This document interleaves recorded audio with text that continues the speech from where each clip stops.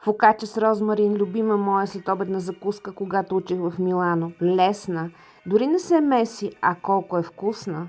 Смесваме брашното с сухите съставки, като мая, сол и захар. Водата е много важна за тази рецепта, около 300 мл и разбира се зехтина. Целим лепкаво тесто, което трябва да втаса около час и половина. На мазлената вичка добавяме обилно зехтин и започва забавната част, правенето на тръпчинки, като детска играе. За аромат слагаме листенца от пресен розмарин и добавяме едра сол за вкус. Печем на 220 градуса и нашата фокача е готова.